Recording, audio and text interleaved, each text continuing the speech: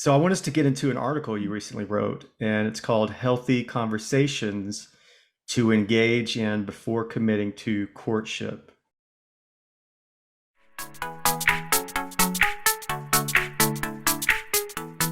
Now, Yes. before we dive into it, maybe describe to some of our listeners that's what is courtship? Could you kind of just dissect that word just for us a little bit?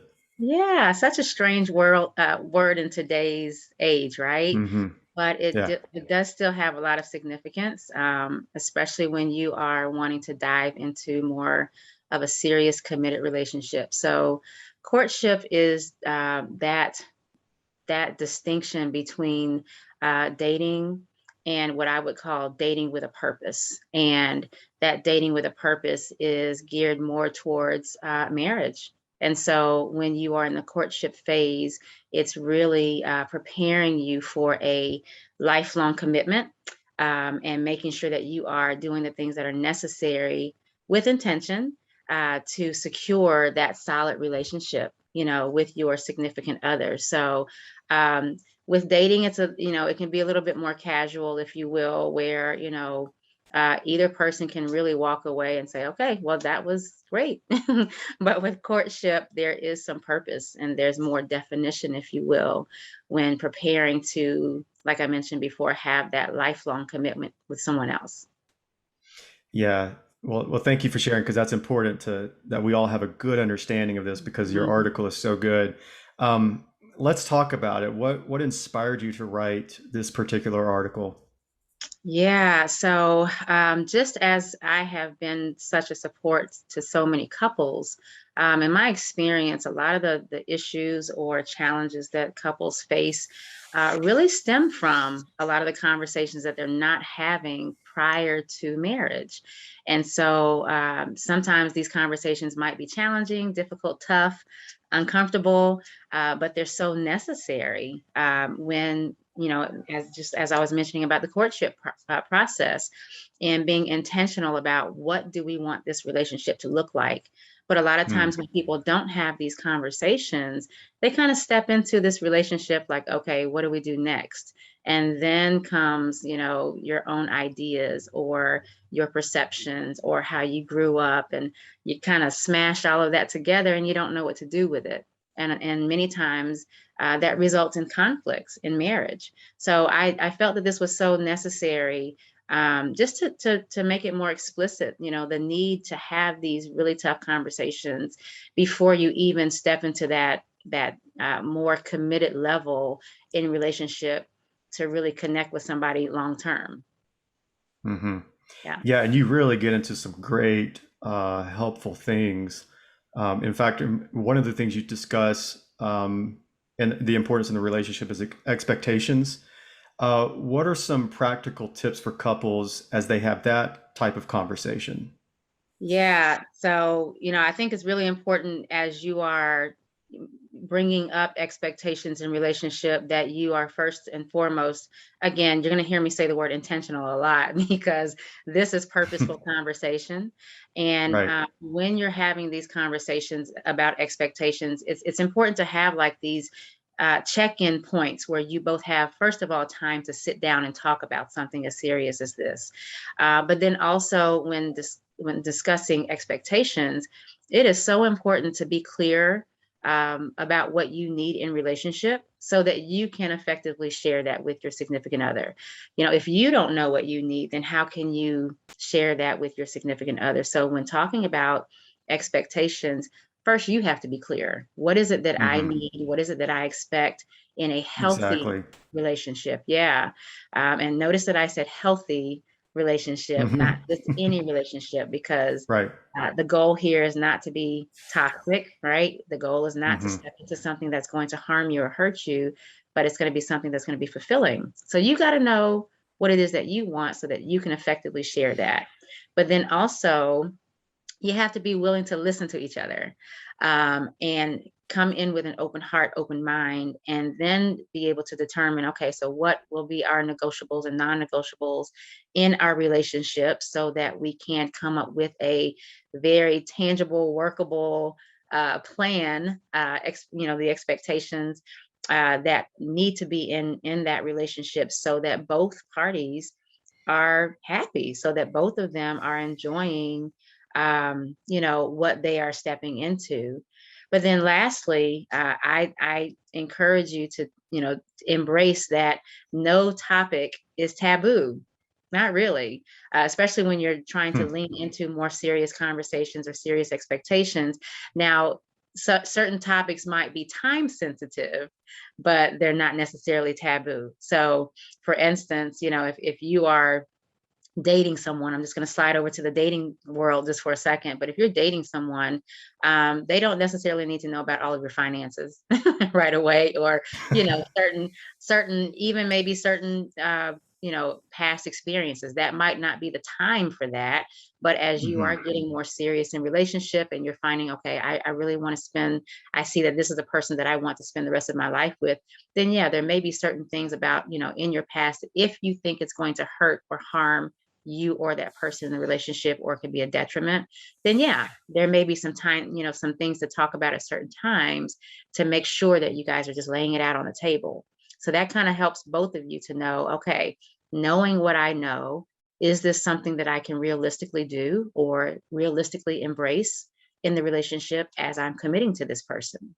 So those topics shouldn't be taboo. They really need to be put out on the table, maybe time sensitive, but definitely not taboo. Hmm. Man, that's so good.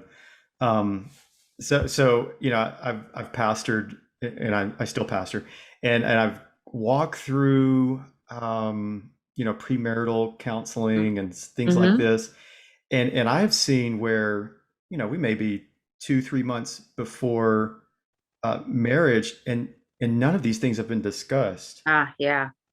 Mm, and and so I sincerely appreciate the fact that this isn't something that should be discussed, a couple months before marriage, like this courtship time. This I appreciate you bringing this up. This is the time to be talking about this. Set yeah. these expectations now because it's so important. Um, you also mentioned the importance of personality types. Mm-hmm. 3 types of potentially risky personality types. Yeah, Can you talk to us about those? absolutely. And the goal here is to make sure that you are attaching to someone in relationship in a healthy way. But it is Hmm. important to kind of notice, are there some potential red flags that need to be noticed when you are connecting with a person? Do your personalities match? But a lot of times there may be some previous, attachment challenges that a person has been Hmm. through that they're maybe bringing into the current relationship. So one of those attachment types, or yeah, personality types that I wanted to bring up is called the abandoner. And this is someone who is not necessarily able to enter into the close, intimate relationships, maybe because of their own traumas or their own Mm. fears. So they will only go so far into the relationship, and then they may even kind of back out, Mm. or they won't commit to certain things because of their fears, because they're a bit afraid to go that deep into relationship. So that's something to definitely address if you feel that that person is abandoning their commitment level in the relationship. There might be some past hurt, some past trauma that they still are carrying with them. Another personality type is the critic. And this person is someone that might lack a bit of empathy when, embracing the other person in the relationship. They're very critical. They don't offer a lot of grace or room for growth. Mm. They expect perfection in a relationship, and so they're not, making space for, like I said, that growth.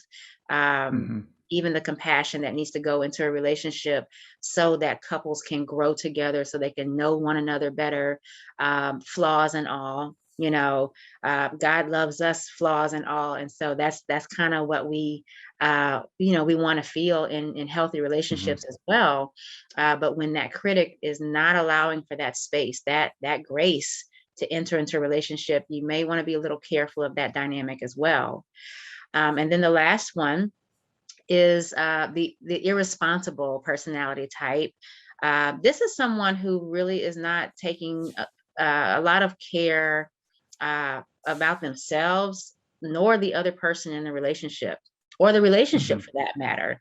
A lot of things become, they neglect a lot of things in the relationship. Hmm. That might be their commitments, their responsibilities. They're not really thinking about the consequences for their actions. They're just kind of like living life and just expecting you to be on board, not really thinking about how this is affecting the other person in the relationship, or just the health of the relationship, in general. So kind of more of just like if you think of like a kid mentality, kind of, to where they're not really just thinking about what happens next, and Hmm. not being really intentional and purposeful about the care of themselves as well as their significant other in the relationship. So those are three to really be careful of if you notice those in your relationship. Yeah, if you're listening or watching right now, would be a great time to share this because this is some good wisdom. Maybe you Mhm. know somebody who is in the courtship phase, or maybe you're about to step into that. Man, this is wisdom speaking right here. Trust Mhm. me. And thank you so much, Robin. Thank Um, you. so let's kind of think about this. What's a final piece of advice that you would give to people who are watching or listening? Maybe they know someone in this phase, or maybe they themselves are walking in this phase. Yeah. So what I would say is, just don't be afraid to talk. Hmm. Conversation, communication is so important in any relationship. That's how we communicate. We have to talk with one another. We have to know, we can't know what the other person is thinking or feeling if we don't say anything. They can't know what we're feeling or thinking if we don't say anything. So you gotta be able to talk about it. And that really allows you that opportunity to know what's behind the scenes of that person. Hmm.